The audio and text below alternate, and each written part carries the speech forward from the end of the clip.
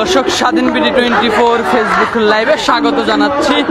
ঠিক এই মুহূর্তে আপনাদের সাথে দর্শক যুক্ত আছি প্রেস ক্লাবের সামনে থেকে। আপনাদের সরাসরি দর্শক দেখানোর চেষ্টা করছি সরকারি প্রাথমিক বিদ্যালয় সহকারী শিক্ষক নিয়োগ 2023 তৃতীয় ধাপ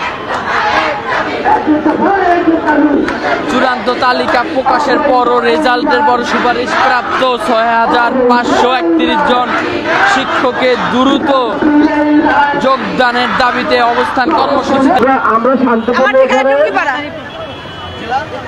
সিদ্ধান্ত আসবে এবং অবস্থান এখানে করতে হবে। সবাই এখানে অবস্থান করবেন, কোথাও যাবেন না আপনারা।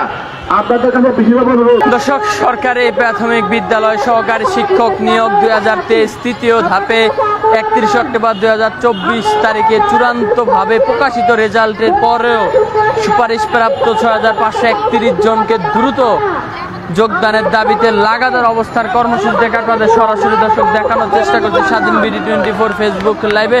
দর্শক যুক্ত থাকুন। দর্শক, ঠিক এক মুহূর্তে আপনাদের সাথে যুক্ত আছে রাজধানী প্রেস ক্লাবের সামনে থেকে আপনাদের সরাসরি দেখানোর চেষ্টা করছি। দর্শক, আমাদের দাবি আদায় না হওয়া পর্যন্ত আমরা এখান থেকে